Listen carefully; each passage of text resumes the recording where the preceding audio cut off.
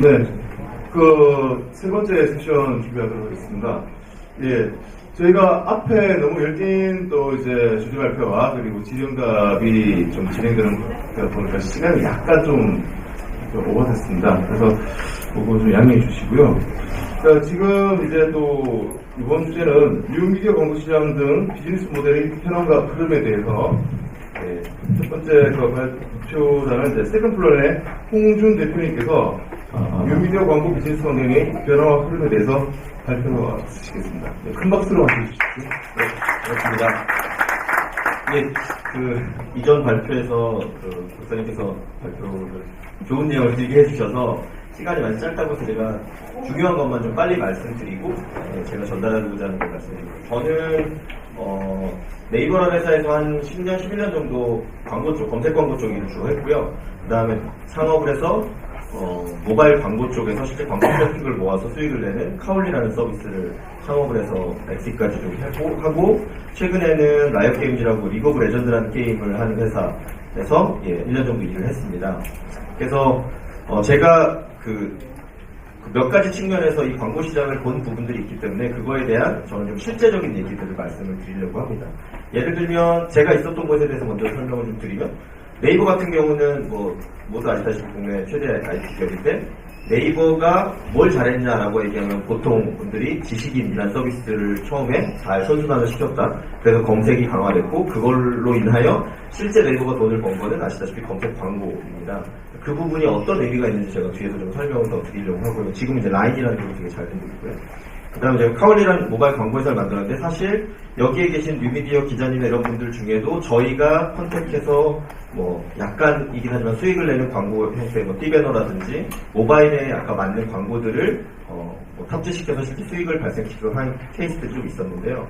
저희가 실제 저 스타트업을 하면서 보니까 인터넷이나 모바일 비즈니스들은 대부분 처음에 인프라가 깔리고 PC를 산다거나 스마트폰을 광적으로 산다거나 그 다음에 게임 비즈니스가 막 성장을 합니다. 돈을 벌고 처음에 그 다음에 다양한 서비스들이 나오죠. 사실 뉴스나 콘텐츠 서비스들도 이때 시장에 많이 진입하는 것 같고요.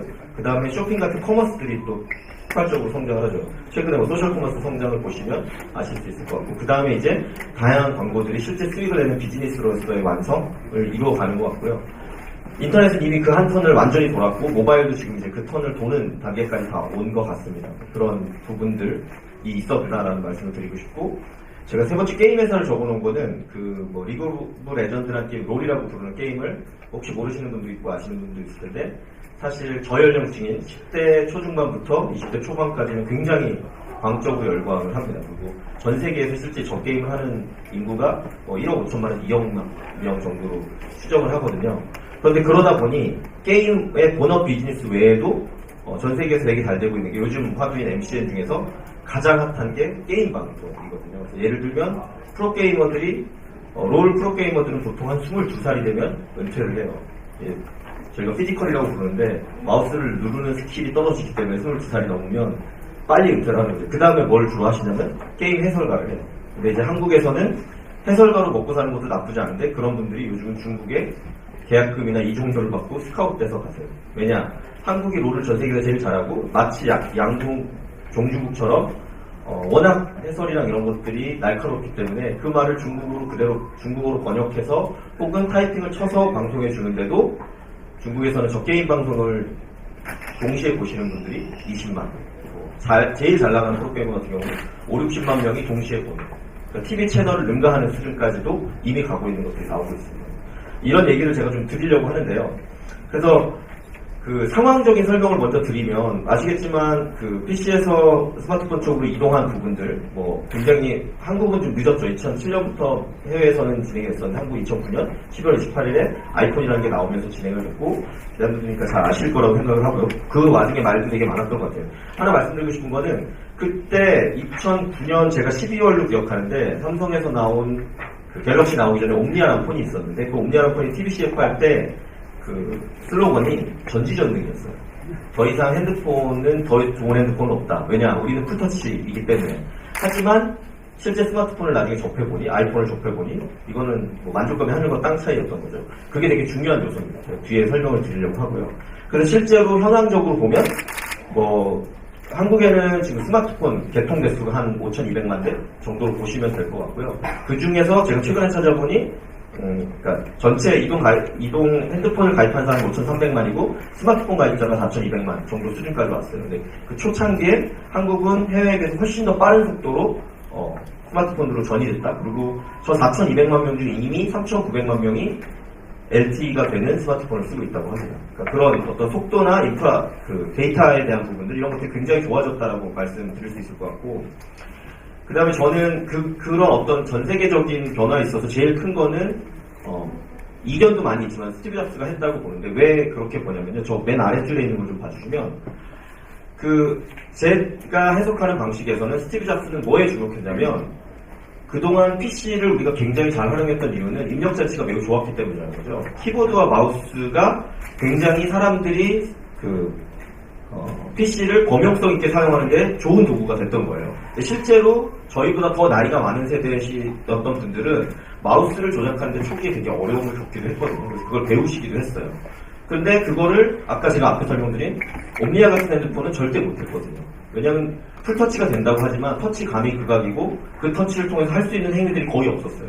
근데 아이폰에 와서 비로소 실제 터치를 통해서 입력하는 방식이 내가 키보드나 마우스를 가지고 입력하던 방식만큼 자유롭게 할 수 있게 된 거죠. 그래서 어떻게 보면 아이폰은 스마트폰 시장을 선점할 수 있었고, 그거를 알고 있었던 스티브 잡스가 대단한 거다라는 생각이 들거든요. 왜냐하면 그렇게 해서 어떤 인프라가 바뀌고 나니까 그 다음부터는 누구나 새로운 핸드폰을 사고 새로운 디바이스에 접속해야 되는 부분이 있는 거죠. 근데 그거를 애플은 단일 기기로 본인들 것만 팔았으니까 훨씬 더 장악력을 높게 가져갈 수 있었던 거죠. 그래서 어떻게 보면 시장을 여는 부분에 있어서 이런 좀 배경 지식이 있었다고 보시면 될 것 같고요. 그렇게 디바이스가 다 깔리고 나니까 역시 한국에서는 아까 얘기한 것처럼 그걸 되게 압축해서 진행이 됐던 것 같고요. 저는 팟캐스트, 그 다음에 동영상에서는 유튜브를 말할 수 있을 것 같은데요. 이런 것도 실제 대중화되면서 지금 여기 계신 분들이 어떻게 보면 실제 컨텐츠를 가장 잘 생산하시는 분들이지만 여러분들 이외의 사람들도 컨텐츠를 생산할 수 있다라는 것이 증명이 돼버린 것 같아요. 예를 들면 그 정치적 편향성 이런 거 나 떠나서 어쨌거나 나는 꿈수다라는 팟캐스트 그냥 음성 형태의 방송이 피크를 칠 때는 한 회당 다운로드 기준으로 1,000만 회씩 받았다고 하거든요. 물론 이제 안 들으신 분도 있고 하겠지만 또 스트리밍 이런 걸 보면 우리나라에서 1,000만 명이 아무런 어떤 미디어 매체를 가지고 있지 않고 어떤 광고를 하지 않는데도 들을 수 있는 어떤 파급력을 가졌다는 것 자체가 굉장히 큰 일이었다는 생각이 들고요. 그 다음에 구글이 서비스하고 있는 유튜브는 사실 지난 10몇 년 동안 만성 적자에 시달리는 굉장히 트래픽 비용만 많이 발생하는, 구글이 아니면 도저히 서비스할 수 없는 거였거든요. 그래서 유튜브가 구글에 인수된 거는 굉장히 잘 된 거다라고 지금 와서 얘기하시는 분도 많은데, 근데 저는 여기 싸이의 강남스타일 적어놓은 이유는 보시면 아시겠지만 제가 오기 전에 찾아보니까 올해 9월에 이미 24억 뷰를 넘었고 지금도 24억 4천만인가?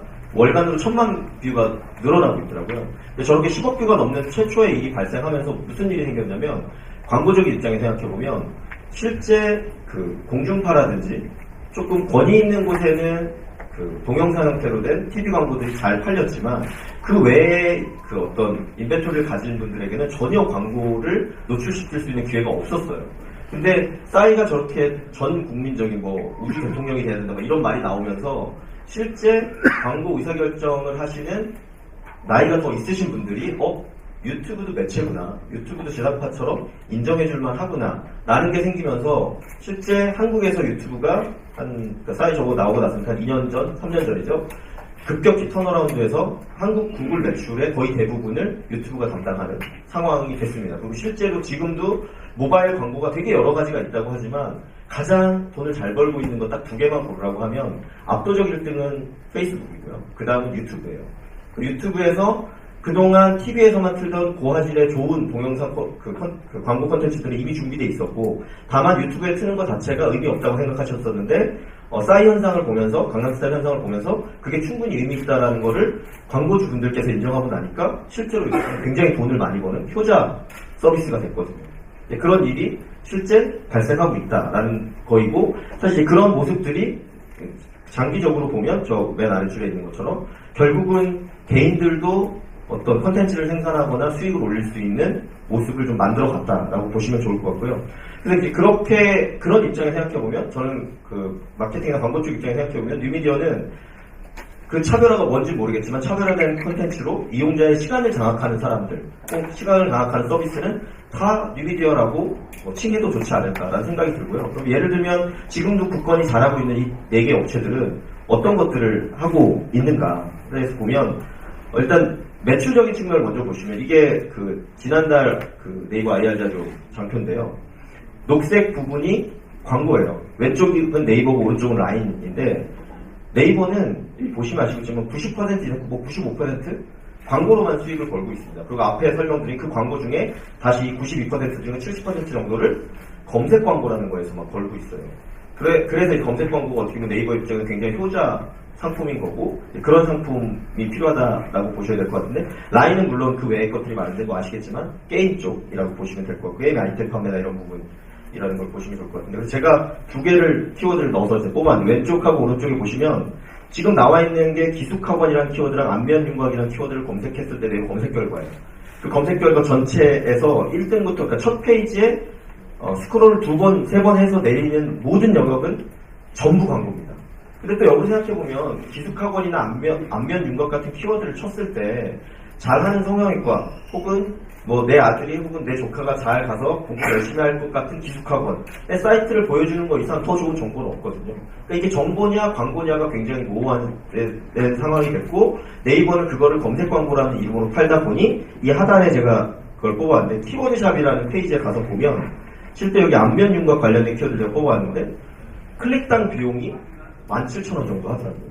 그러니까 저 성형외과 사이트 한 번 클릭하는 거에 네이버로 인입되는 광고주가 내는 비용이 15,000원, 20,000원씩을 내고 계신 거라는 거죠.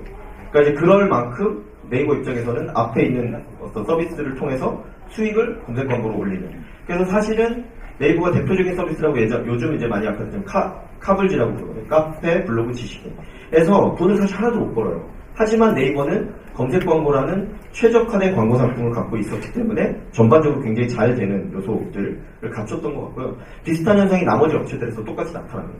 카카오도 사실 여기 보시는 것처럼 카카오 게임하기에서 돈 다 번다고 생각하시겠지만 실제 그 장표를 보시면 광고 비중이 50%가 넘습니다. 거의 60% 이상을 하고 있고요. 그 광고 비중이 뭐에서 나오느냐를 보면 뭐 그 대표적인 게 이제 플러스 친구 게임하기 그 다음에 뭐 카카오 스토리 광고가 있는데 우측 하단에 보시면 플러스 친구의 가장 대표적인 맥도날드나 유니클로 같은 경우에 본인이 자발적으로 광고 메시지를 보내주는데 내가 받겠어요 라고 푸시 메시지를 받겠어요 라고 허락한 사람이 무려 182만 명, 356만 명이 있어요.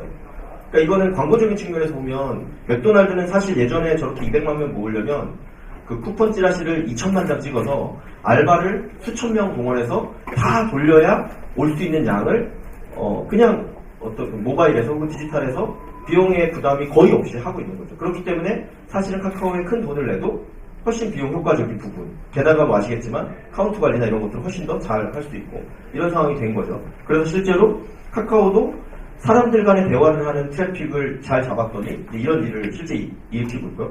페이스북도 똑같습니다. 페이스북도 광고의 비율이 뭐 대충 늑대중으로 보셔도 90%가 넘습니다. 계속 그렇게 가고 있고요. 이 페이스북도 실제로 모바일 화면들을 보면 이 위에 세 개가 다 지금 페이스북 화면인데 첫 번째 거는 그냥 컨텐츠고 두 번째, 세 번째 건 광고거든요.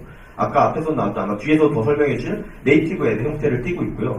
광고인지 컨텐츠인지 본인에게 굉장히 모호하게 다가오죠. 게다가 여기 보면 스폰서들하고 표시는 돼 있지만 저 브랜드나 저런 광고의 느낌이나 이미지가 굉장히 좋아서 게다가 제 친구 중에 반드시 좋아합니다가 되어 있는 광고들을 보여줘요.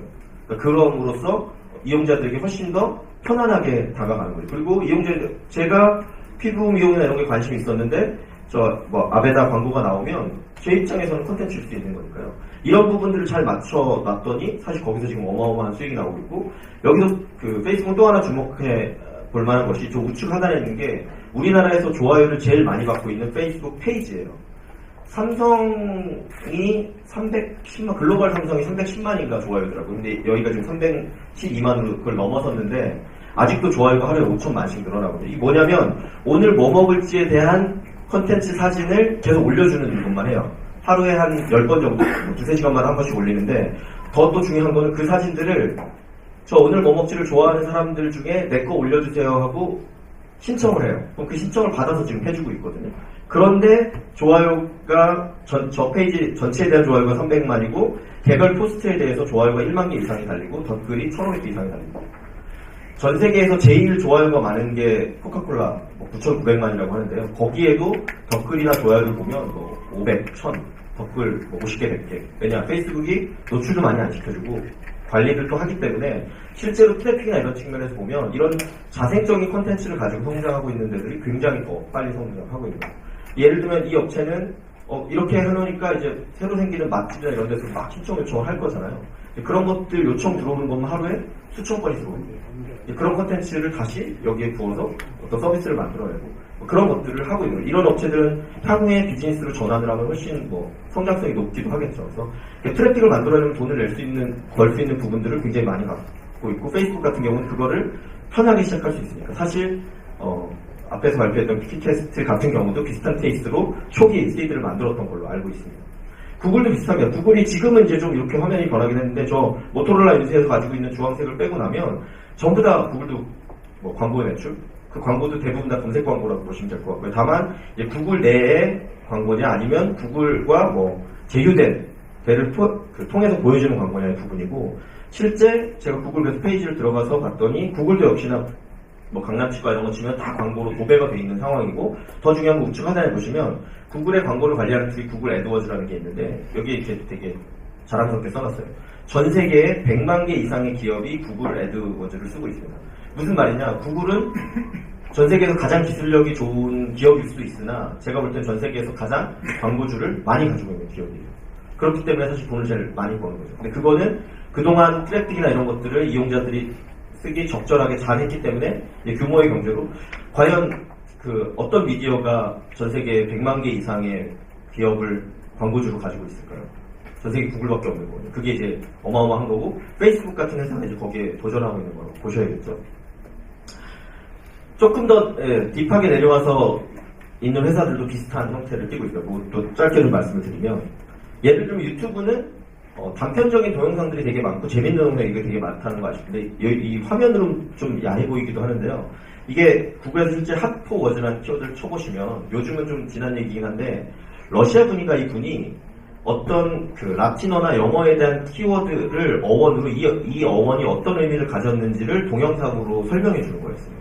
근데 본인의 좀 신체도 노출시키고 적당한 수준의 선정성을 넣어서 노출했더니 키워드 하나 설명할 때마다 뷰가 보통 1000만 뷰가 나와요. 그래서 저분은 실제 돈을 굉장히 많이 벌었고 이미 한 7, 8년 전에 저걸 시작해서 한 2년 전에는 거의 종료한 상황인데도 그때 번 돈만으로도 엄청난 수익을 올렸었거든요. 그러니까 본인이 이제 어떤 방송국을 차릴 필요도 없고 어떤 콘텐츠나 이런 것들을 위한 장비를 준비할 필요도 없고 그냥 본인이 잘 만들 수 있는 콘텐츠에 본인의 어떤 특징을 녹이기만 하면 그게 실제 돈이 될 수 있는 그런 세상이 해외에서는 어떻게 보면 좀 더 먼저 펼쳐졌다. 유튜브의 사례를 보면 그런 부분이 있고요.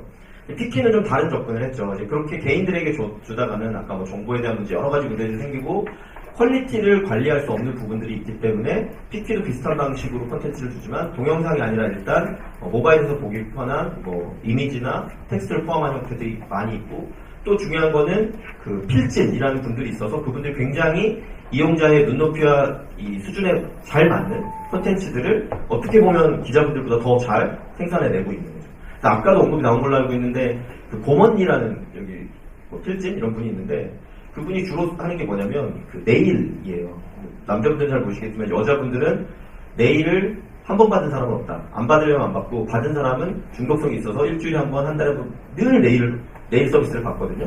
그거에 대해서 셀프 네일을 어떻게 잘하는지 이렇게 알려주는 것들에 대한 전문가로 포지셔닝이 됐더니 구독하는 사람이 50만, 60만이에요. 그러니까 웬만한 수준의 뷰티나 이런 부분보다 훨씬 더 큰 서비스가 됐고 또 어떻게 보면 정례화된 미디어에서는 그렇게 포커스 맞춰서 어떤 네일에 대한 기사나 이런 걸 쓰지 않거든요. 저분 네일만 파는 거예요. 근데 그게 어떻게 보면 이용자의 니즈 입장에서 여성분, 20대 여성분들 니즈 입장에서 훨씬 더 잘 맞는 거죠.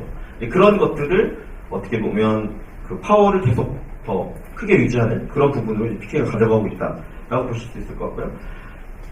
늦진 했지만 네이버에서도 유튜브가 저렇게 잘 되고 동영상이 다 저렇게 넘어가면 안 될 것 같아 라고 해서 네이버는 뭐 광고 이런 거 처음에 비용 안 받을게요 라고 해서 결국은 그 공중파에 있는 좋은 컨텐츠를 가져와서 보여주는 거.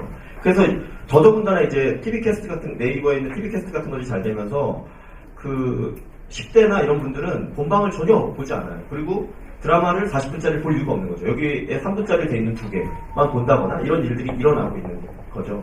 그래서 역시나 여기도 뭐 아직 돈을 버는 건 모르겠지만 사람들의 시간을 뺏어오는 거는 굉장히 잘 하고 있는 상황이라고 보셔도 좋을 것 같아요.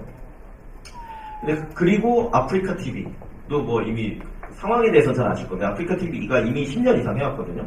근데 저는 개인적으로 모바일 다음에 넥스트의 가장 큰 넥스트 빅띵이 뭐냐라고 하면 개인적으로 요즘은 MCN이 아닐까라는 생각을 어렵게 합니다. 왜냐하면 실제 아프리카 TV가 말도 많고 탈도 많고 선전선 논란도 여러 가지가 있지만 굉장히 자생적으로 지금까지 잘 성장을 해왔어요. 그리고 실제 이 빅페이지 아마 나왔습니다. 아프리카 TV의 주가가 제가 봤더니 최근에 한 1년 사이에 3배 이상 올라서 시가총액이 3천억이 됐습니다. 3천억이 되게 작은 걸 수도 있지만 기존에 있는 미디어 회사들의 어떤 시장 가치를 생각해보면 굉장히 큰 거라는 걸 아실 수 있을 거고요.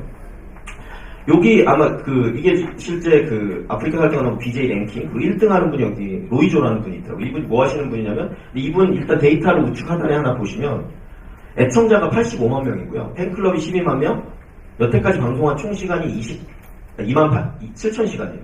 그러니까 우리가 생각하는 뭐 3일을 준비해서 30분 방송한 이런 개념이 아니라 얘는 그냥 앉으면 그냥 방송하는 거예요. 뭘 주로 방송하냐면 아까 얘기한 롤 방송을 합니다. 본인이 게임을 기본적으로 잘하는 친구예요. 그러니까 자기가 게임하는 거를 마이크 대고 얘기하면서 그냥 자기는 게임을 해요. 근데 그거를 게임을 못하는 친구들은 추정하면서 보는 거죠. 왜냐, 이 친구 설명을 잘하니까. 그래서 이분한테 막 별풍선도 쏘고 해요. 그래서 물론 이제 하루에 한 번이라도 이분을 봤으면 카운트를 1을 하긴 하지만 그렇게 해서 본 누적 시청자가 7억 8천만 명이에요. 이게 아마 한 2년, 3년 정도 기간 동안 하신 걸 거거든요.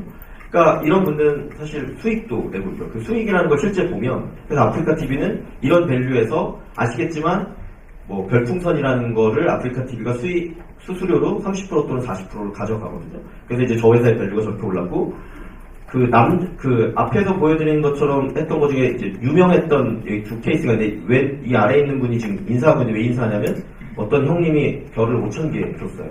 5,000개 곱하기 100원을 하면 50만원을 준 거예요. 그래서 이분은 아까 30% 빼면은 35만원을 본인이 갖는 거죠. 그래서 이제 방송 중에 감사합니다 형님하고 절하는 거죠.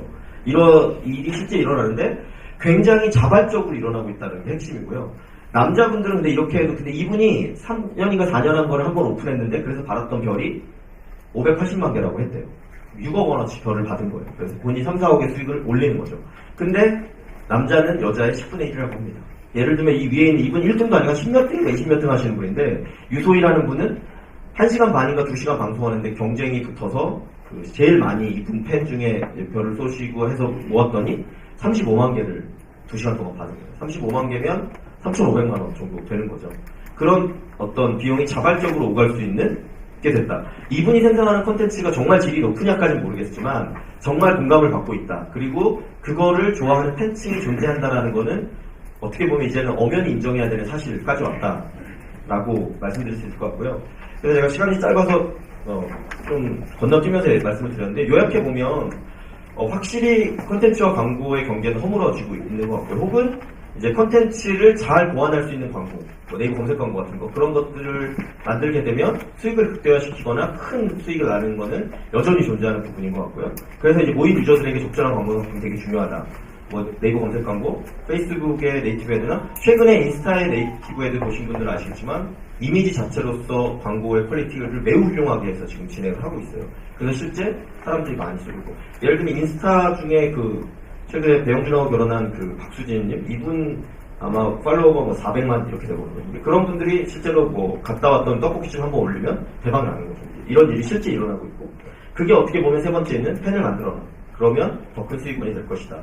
를 저는 아프리카 TV가 좀 보여주고 있는 것 같고요. 사실 이거를 조금 더 나가면, 근데 그렇다고 해서 모든 미디어나 이런 게 이렇게 될 수 없으니까, 저는 근데 개인적으로 앞으로 뉴미디어가 가져갈 수 있는 수익 중에 가장 큰 부분은 개인이 자발적인 자발적인 도네이션, 자발적인 내가 이 기사가 너무 좋아서 그걸 한다거나, 다만 그런 부분을 통해서 내가 별풍선을 쏘면 아까 저를 불러주고 저한테 인사해주고 저를 이렇게 대우해주는 것처럼 뭔가 본인이 어떤 혜택을 받을 수 있다라는 뿌듯한 자발적 어떤 기부 이런 것들을 만들어낼 수 있는 것이 있으면 그런 부분들이 실제로 생각보다 굉장히 큰 수익을 나타내 줄 수 있는 부분이 아닐까 그렇게 생각을 합니다. 예, 뭐 시간이 길지 않아서 일단 요약해서 제 말씀 이렇게 마치고요. 시간이 되면 질문을 받고 아니면 마치도록 하겠습니다. 감사합니다.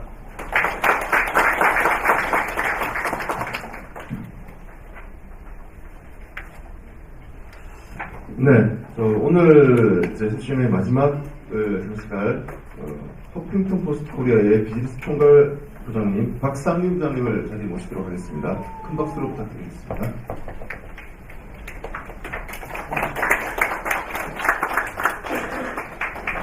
안녕하세요. 허핑턴 포스트의 비즈니스 총괄 박상윤입니다. 4시 48분이네요. 5시 10분까지 끝내달라고. 어떻게 할까요?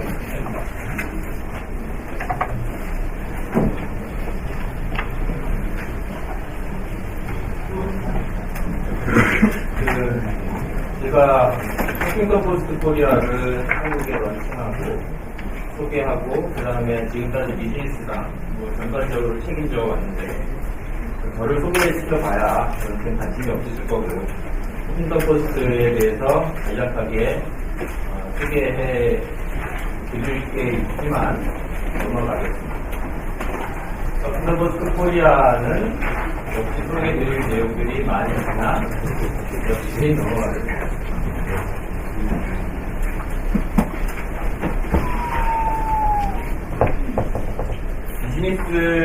이들의 비즈니스 모델이 뭐냐라고 생각을 한번 해봐야 될 것 같아요. 원래 미디어라는 게 미션이 있는 거죠. 미션을 달성하자고 만든 겁니다. 근데 그 미션은 어쨌든 공익적 가치에 사회에 어떤 식으로 기여하겠다는 것일 거고 그 기여를 어떤 방식으로 할 거냐 하면 어떤 콘텐츠를 독자한테 전달하는 방식으로 선택하는 것이 뉴스 미디어입니다. 그래서 뉴스 미디어는 기본적으로 독자라는 걸 빼놓고 얘기할 수가 없습니다. 수용자가 없으면 미디어는 존재할 수 없는 모델이다. 독자 빼놓고 뭔가를 얘기하면 그건 뉴스 미디어는 아니다라고 말씀드릴 수 있는데요. 문제는 이 독자를 만족시키고 콘텐츠를 제공하고 또한 미디어는 자신의 미션을 달성하려면 이런 커버리지를 계속 넓혀가야 되는데 필요한 게 돈입니다. 커버리지가 낮은 매체는 그리고 독자들이 읽지 않는 매체는 사실 미디어로서의 영향력을 거의 같이 가질 수가 없다. 상식적인 얘기죠. 그런 의미에서 광고주는 중요한 이해관계자입니다.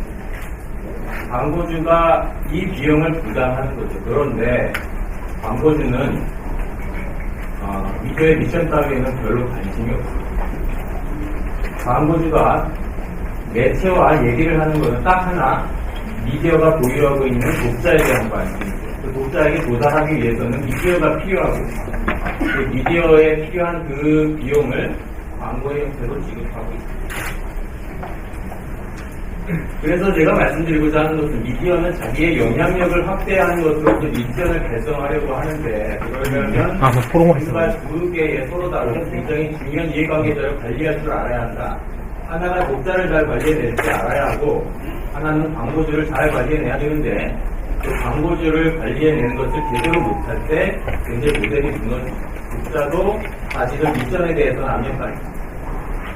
우리가 뭔가 옳은 얘기를 하려고 독자가 나랑 생각이 다르면 여러 표시를 합니다. 댓글을 붙이고 욕을 하고 아니면 절도를 해버리고 하는 식으로 압력을 행사하고 광고주는 내 컨셉이 다르다고 해서 또 압력을 행사하고 그런데 이 동시에 이 모델을 관리하는 게 원래 비즈니스 모델입니다. 다른 비즈니스 모델을 아시나요? 독자의 부동력만으로 유지되는 것도 있고 하긴 하지만 일반적으로 이렇습니다. 이제 네이티브 광고에 대해서 간단하게 좀 얘기를 좀 드려볼까 합니다. 네이티브 광고에 대한 여러 가지 얘기들이 있는데 그 얘기들의 공통적인 부분들을 압축해서 얘기하면 이렇게 정의할 수 있습니다. 플랫폼, 내지 미디어가 서비스하고 있는 고유의 콘텐츠 형식과 퍼블리싱 방식, 기능과 유사 형태로 제공되는 디지털 광고.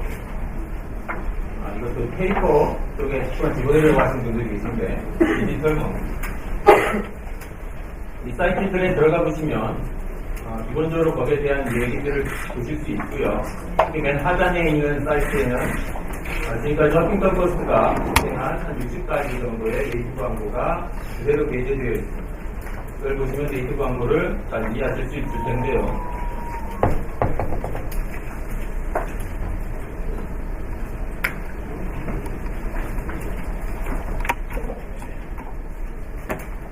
보시면 이런 것이 있습니다. 한국인의 여행을 뻔하게 만드는 4가지 함정이라는 제목으로 되어 있는데요. 한국인들은 전 세계를 돌아다니면서 신용카드를 들고 있습니다. 신용카드를 읽으면서 굉장히 적극적으로 자기의 정보를 제공하고 있는 거고, 나는 어디 가서 뭘 선호하고 있고라는 표시를 다 해줍니다. 그 데이터는 어디가 있을까요? 카드사에가 있습니다. 카드사는 당연히 이것에 대한 빅데이터를 보유해서 콘텐츠를 만들고 마케팅을 하겠지만, 사실은 아까 좀 전에 말씀드린 콘텐츠도 만들어낼 수 있습니다. 하지만 카드사가 만들 수는 없죠. 만들 줄을 모르기도 하고 독자가 좋아하는 방식을 모르기도 합니다. 그래서 이런 콘텐츠가 나오게 됩니다. 인포그래픽의 형태로 안 보이는군요.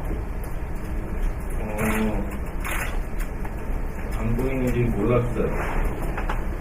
어떻게 하면 보이게 할 수 있을까요? 지금 누가 도와주실 분이 있으시나요?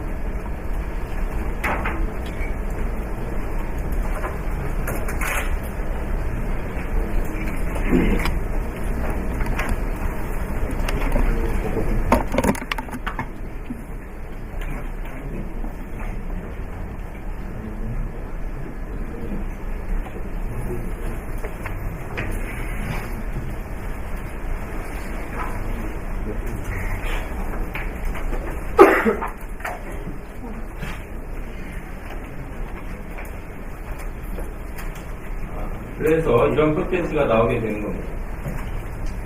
그래서 사실은 한국의 여행자들이 도대체 다른 세계의 여행자들은 어떻게 다른 여행 패턴을 보이는가에 대한 정보를 독자에게 제공하게 되는 거죠. 그럼 독자들은 어떤 반응을 일으키냐면 나의 여행은 뭐지? 관광이랑 여행은 뭐지? 이런 고민을 하게 만드는 콘텐츠를 제공합니다. 이런 제공을 하면서 독자들은 내가 좋은 정보를 얻었구나라고 생각을 하는 거죠.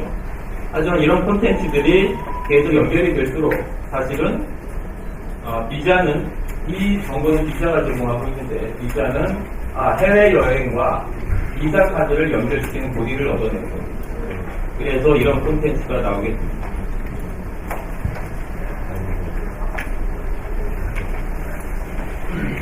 또 하나를 볼까요?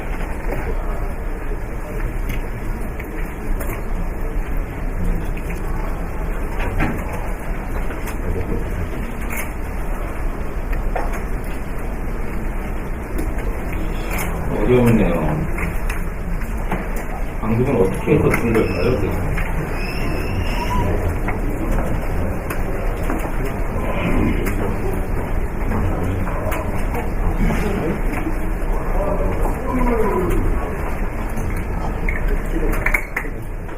죄송합니다.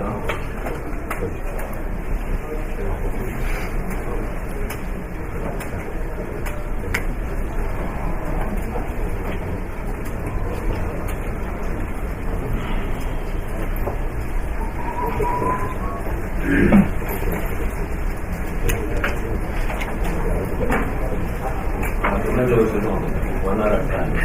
어쨌든 여러분들이 올해에 가장 성공한 사진들이 뭔지 아십니까? 제너럴이라는 사람이 누군지 아십니까? 아마 모르실 거예요. 동양에 전혀 알려지지 않았고요. 패션 사진 작가고 사실은 해외에서도 별로 지명도가 없는데 근데 한국에서는 올해 가장 많이 공헌한 사진전이 어떻게 있느냐? 원래 제너 할로웨이가 찍은 사진들을 이렇게 나열을 했습니다. 거기에 스토리를 얹었고요. 어떤 아이가 떠나서 어떤 일을 겪는데 그런 이제 물속의 풍경을 그리면서 이런 얘기들을 잡아내죠. 그림들이 아름답죠. 이런 과정을 통해서 사실은 사람들은 도대체 그냥 사진이라는 콘텐츠에다가 스토리를 얻고 그것을 보여줌으로 말미암아 어떤 걸 가져왔느냐면 진짜 이게 뭔지 한번 보고 싶다. 그래서 올해 유료 광고를 가장 많이 동원한 사진들이 됐습니다. 디지털에서 움직이는 콘텐츠들은 얼마든지 사람들을 갤러리로까지도 모을 수 있는 거지요. 근데 이게 굉장히 불안해요. 나중에 다시 돌아갈 수 있을까 하는 제가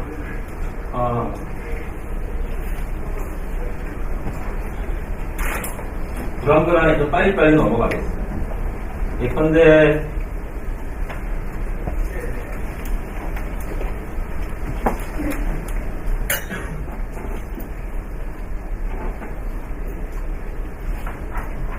이런 광고도 있습니다.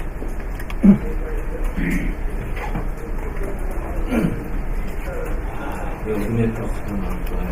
긴장했죠. 잘 안 되니까. 당신의 뷰티 자존감의 유형은 뭐겠냐라는 질문을 던집니다. 질문을 하면 난 민낯으로 나갈 수 있는가 없는가 이렇게 문제를 풀 수 있죠. 이렇게 10개의 문제를 풀게 되면 어떤 일이 벌어지냐면 나중에 나는 어떤 유형의 나는 미적 감각을 내지는 어떤 이에 대해서 인식을 갖고 있는가에 대해서 4개인가 6개의 카테고리를 만나게 됩니다. 그 과정에서 사실 뭘 하게 되느냐 하면 나는 아름다움이라는 게 뭐라고 생각하는가 라는 것을 한번 자문하게 되는 프로세스를 밟게 됩니다. 그리고 그 과정에서 사실은 어떤 메시지를 던져주냐 하면 아름다움이라는 게 사실은 자신에 대한 자존감에서 출발한다고 하는 SKT의 메시지와 만나게 됩니다. 그래서 사실은 SKT의 메시지에 대한 캠페인은 사실은 이것만 해도 5번이 진행되는데요. 서로 다른 형태로 5번 동안 서로 다른 형식으로 이걸 진행하겠습니다. 근데 제가 이런 말씀들을 드리면 이렇게들 생각하세요. 그럼 네이티브 형식은 되게 다양하고 재밌고 뭐 그런 것들이 많은 것 같다. 오늘의 인사이트는 거기 있죠.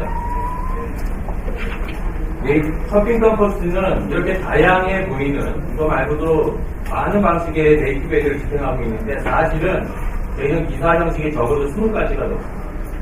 슬라이드 쇼부터 동영상 여러 가지 방식으로 완전히 다른 형태의 기사를 20가지 이상 만들어요. 형식적으로. 왜 그러냐면 어떤 기사에 따라서 그 기사를 이해하는 데 어떤 식의 글쓰기가 좋은가, 어떤 식의 비주얼이 좋은가를 결정을 해야 되기 때문에 여러 가지 프레임을 만들어 놓은 거죠. 그 다음에 허핑턴 포스트의 독자들은 거기에 이미 굉장히 익숙해져 있습니다. 익숙해져 있으니까 서로 다른 이런 형식이 나와도 특별하게 인지를 하지 않아요. 그 다음에 굉장히 자연스럽게 받아들입니다. 또 한편 콘텐츠도 독자한테 굉장히 유익해야 된다는 원칙이 있습니다. 따라서 어떤 이 광고를 보시면서 어떠한 사실은 여러 저항감을 느끼지 못하셨습니다. 하지만 명확하게 보면 광고라는 것. 또 두 번째 여기서 얻어야 되는 인사이트가 뭐냐면 이렇게 광고하는데 이게 쉬워 보입니까? 어떠 보이세요? 굉장히 어렵습니다. 일반적인 기사 글쓰기보다 훨씬 많은 수입량이 벌어집니다. 보통 저희가 기사가 아무리 빨리 들어와도 2주 이상의 시간을 요청을 하고요. 2주 동안 계속 콘텐츠를 비빌 수 있습니다. 왜냐하면 광고주는 어떻든 니즈가 있는데 또 우리는 독자의 콘텐츠로서의 그 가치를 지켜야 되는데 그러려면 2주 정도의 시간을 항상 축복하게 마련입니다.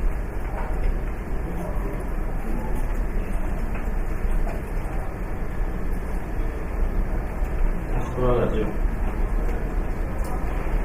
제발 잘 나오기를 기도하고 있으나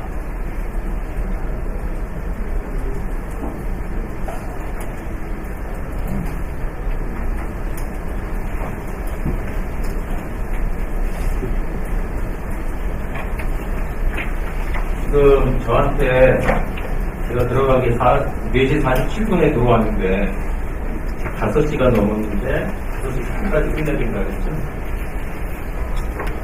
왜 네이티브 광고가 이 난리냐 말씀드리고 싶지만 시간이 여유가 별로 없네요. 한 가지 여기 3가지에서 말씀드리고자 하는 건 3가지는 이겁니다. 하나는 독자들의 인게이지먼트가 떨어져요. 무슨 소리냐 하면 자기 그래서 다이렉트로 직접 들어오는 사람들 대비 소셜이나 검색을 통해서 들어온 사람들은 자그마치 거기 보시는 것처럼 67%나 더 적게 봅니다. 그런데 문제는 뭐냐? 직접 이 사이트에 들어올 가능성은 거의 없어지는 게 비디오의 현실이죠. 대부분 소셜이나 검색에 의존하는데 그 사람들이 독자들이 사이트에 머물 확률은 최소한 27%가 더 낮다. 그런데 심지어 기사에 대해서 그럴 텐데 광고를 볼 가능성이 있겠느냐 이 얘기입니다. 또 하나가 기본적으로 저희가 이제 스크린 자산이라고 그러는데 스크린 자산의 가치가 미친 듯이 떨어지고 있어요. 무슨 소리냐 하면 예를 들어서 5년 전 기준을 봤을 때 5년 전 기준을 봤을 때 그걸 100이라고 봤을 때 사실은 5년 후가 지난 지금면 그 가치가 그러니까 CTR이라고 클릭률이 반으로 줄었습니다. 데스크탑이 반으로 줄었는데 모바일은 그거에 또 반으로 줄었습니다. 그러니까 사람들이 클릭을 안 한다 이 얘기입니다. 그렇다고 해서 모바일의 효과를 늘리기 위해서 어떻게 해요? 배너 사이즈 늘린다. 배너를 더 많이 집어넣는다. 무슨 일이 벌어지겠습니까? 앞에 얘기랑 연결을 해보면. 그래서 여러분들도 가끔 자신의 사이트에 들어가면서 깜짝깜짝 놀랄 때가 있잖아요. 이 정도까지 광고를 봐야 하는 거예요. 또 세 번째 문제는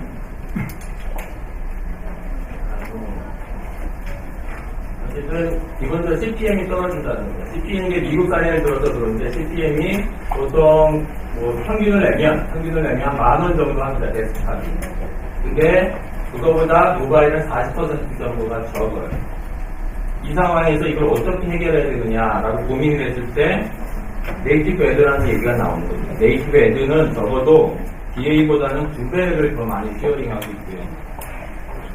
그 다음에 브랜드를 인정하는 것이 5배가. 그 다음에 DA에 비해서, 즉 디스플레이 애드에 비해서 53%를 더 많이 보고 CTR, 그러니까 클릭률은 4배가 더 높습니다. 뭐 이런 데이터들이 나오니까 당연히 그쪽으로 매일 수밖에 없는 거죠.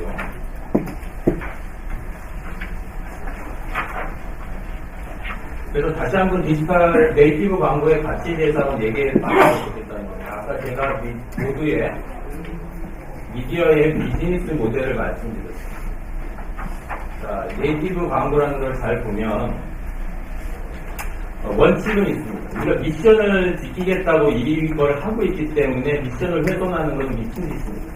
미친 짓인데 그래서 광고와 기사를 구별하기 위한 굉장히 로직이 필요하다든가 저널리적 가치를 지키기 위한 원칙을 지키기 위한 프로세스가 필요해요. 또 다른 한편으로는 배너 광고가 주는 그런 일방적인 피로도에서 독자를 해방시킬 필요가 있습니다. 왜냐하면 독자가 미친 듯이 도망을 가고 있거든요. 어쨌든 광고를 정보적 가치로 전환할 수 있는가라는 숙제를 안고 있다는 얘기가 되고요. 광고주 입장에서는 이유가 없으면 어쨌든 간에 효과를 보고 싶다. 광고주한테 효과를 주지 못하면 어떤 일을 하셔야 되느냐면 다른 대가를 주셔야 됩니다. 그래서 항상 여기에 분란이 일어나는 부분은 아닙니다.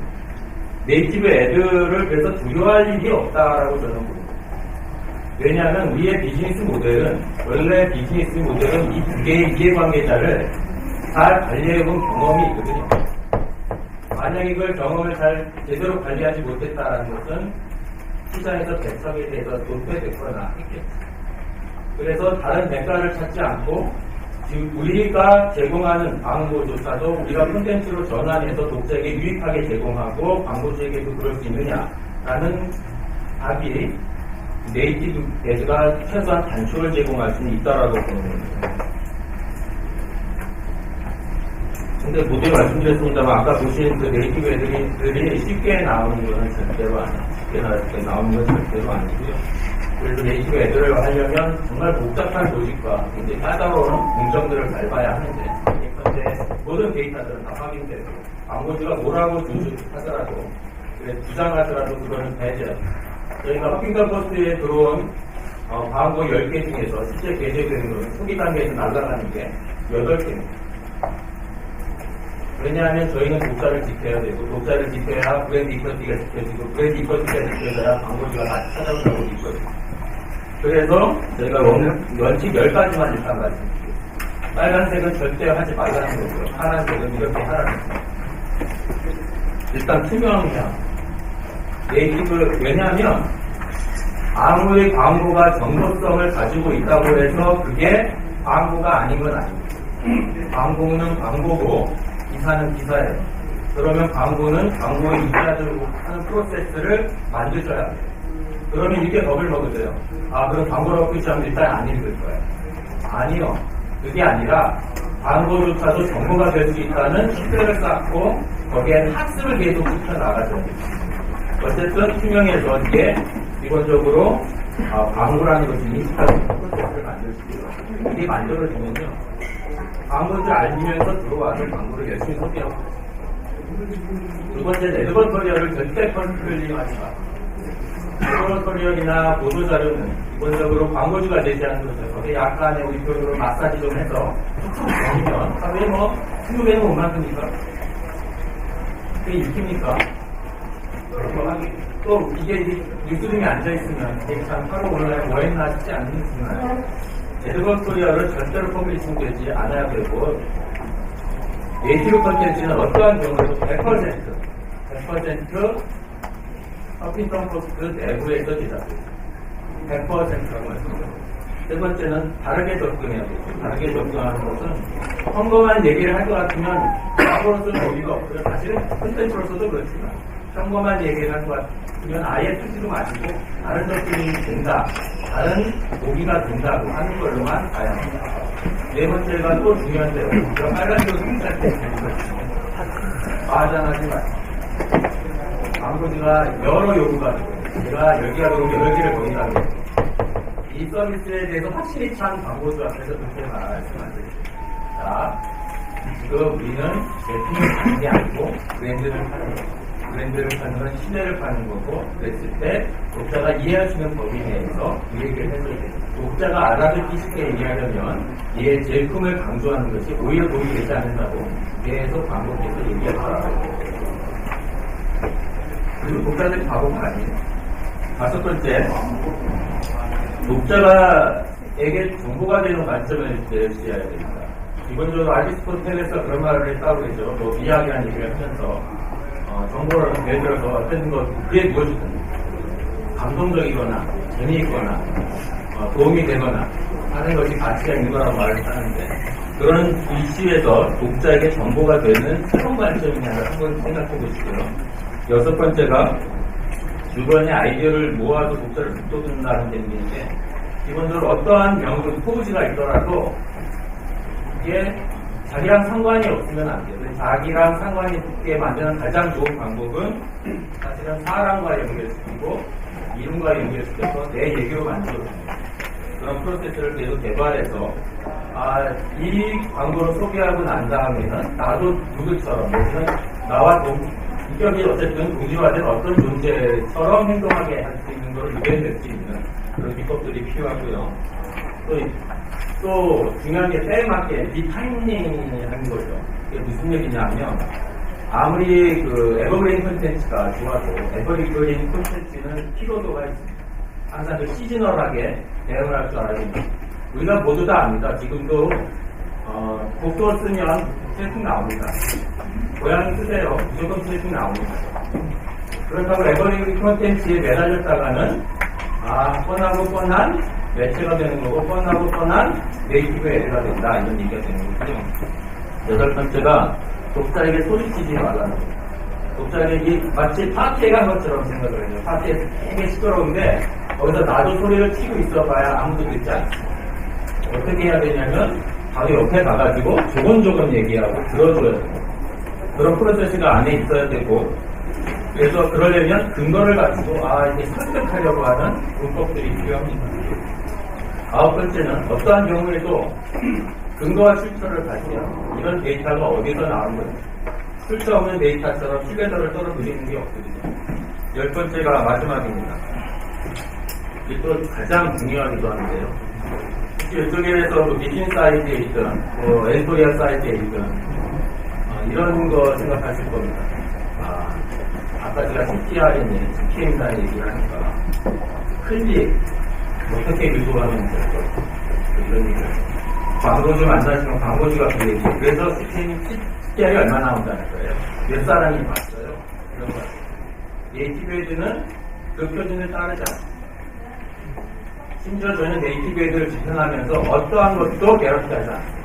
하지만 저희 내부에 명확한 가이드라인이 있습니다.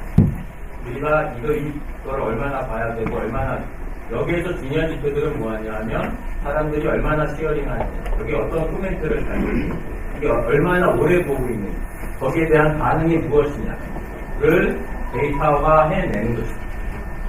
그것이 광고주에게 전달되는 것이고요. 이게 많이 다르죠. 광고주가 처음에 올 때는 어떻게 오냐면, 아, 이거 보면 많이 보나, 이거 더 많이 봐야 되는데, 이거 제품 두 개에 대한 줄이 더 많이 나가야 되는데, 저희 리포트를 받아서 나갈 때는 어떻게 바뀌어 있느냐면, 아, 그래서 독자의 반응이 그렇다면 다음 프로세스 어떻게 가는 게 좋을까요? 왜 그런 것들이 나왔죠? 저희가 원했던 반응이랑 좀 다른데, 자, 독자의 리스판스를 가지고 얘기하기 시작하면 다음 스텝으로 갈 수 있어요. 그런데 클릭했어요. 아니에요. 라는 숫자로 제한돼서는 네이티브 에드는 거의 미래가 없습니다. 제가 상당한 시간이 아까 여러 가지 기술적 문제로 굉장히 곤란함을 겪었으나 이 시간까지 계속 앉아있었던 여러분만큼 곤란하겠습니다. 굉장히 애쓰셨고요. 혹시라도 질문이 있으신 분이 있으면 아주 짧게 답해드리겠습니다. 예. 예, 서원대 광고홍보학과의 김정인 교수라고 합니다. 예. 굉장히 발표를 잘 들었는데요. 이를테면, 그러니까 저희 학교에서 보기에는 기존의 애드버토리얼, 기사식 광고를 온라인상에서 이제 수용해가지고 네이티브 앱으로 발전한 걸로 이제 그렇게 보는 경향들이 있는데요. 아까 10가지 원칙 중에서 예. 그 광고주가 작성한 애드버토리얼이나 보도자료는 네이티브 애드로 활용할 수 없다.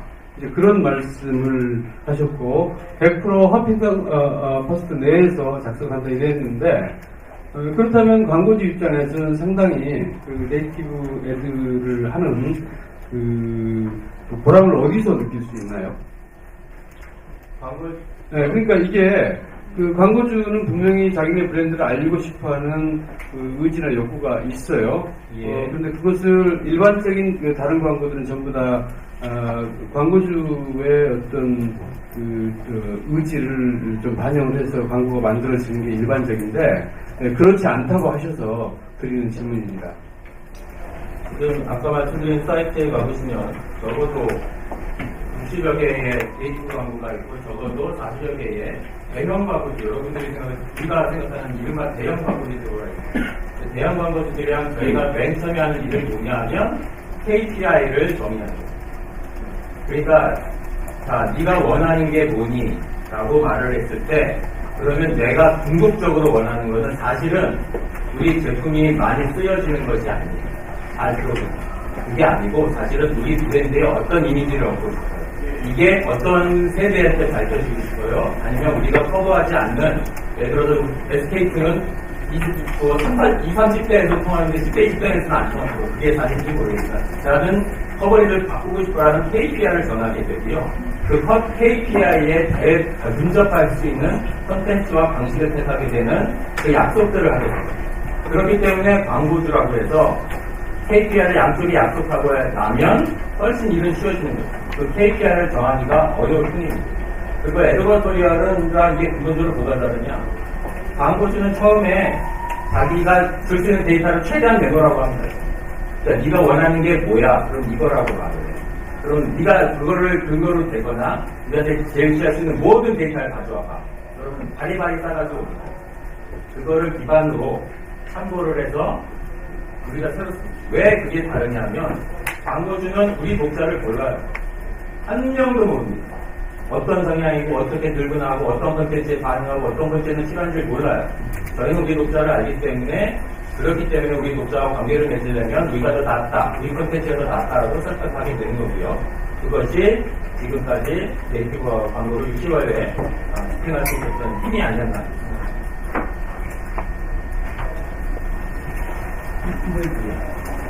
그렇게 되면은 사실은 이제 광고주가 버티기나 이런 데도 세계적인 아주 대형 광고주들이 이제 쉽게 말하면 이미지 광고, 신뢰를 얻거나 간접적인 어떤 홍보 효과를 얻는 대형 광고주만 상대할 수 있는 게 아닌가.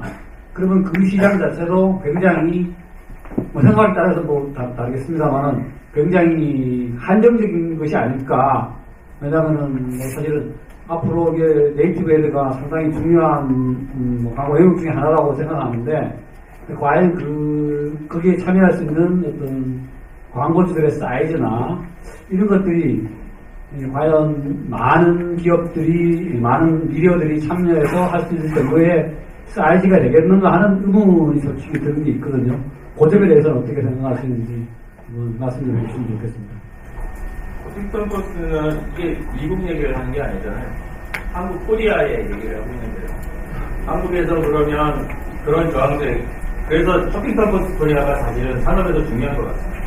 광고주를 설득하고 있는 작업을 저희가 하고 있습니다.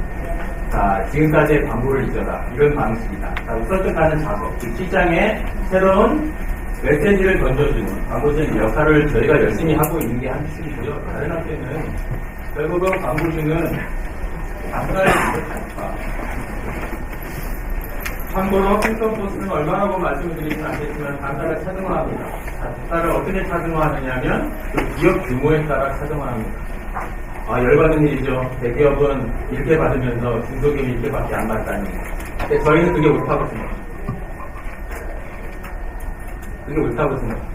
그래서 그렇게 집행해 왔고요. 사실은 중소형 광고일수록 훨씬 설득이 어렵다는 거예요. 사실은 아까 말한 CPM이나 CTR을 계산해 보면 이들이 그 액수를 광고로 집행하는 것보다 이게 이익이라는 거 데이터로 보여줄 수 있지만 일단 버릇이 하나 들어가 있는 게 하나 있고요.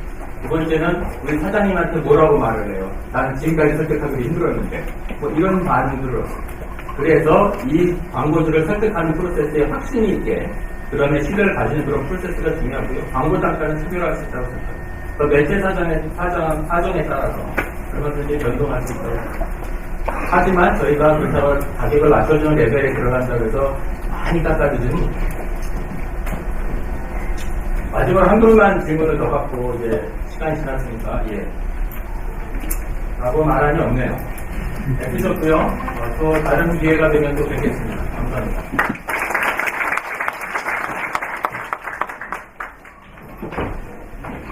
네, 고생하셨습니다. 예, 지금 그 세션은 다 끝났고요. 5시 반부터 2층에 있는 그랜드 볼룸에서 이제 만찬이 이제 예정이 되어 있습니다. 혹시라도 꼭 참석해 주시면 감사하겠습니다. 감사합니다.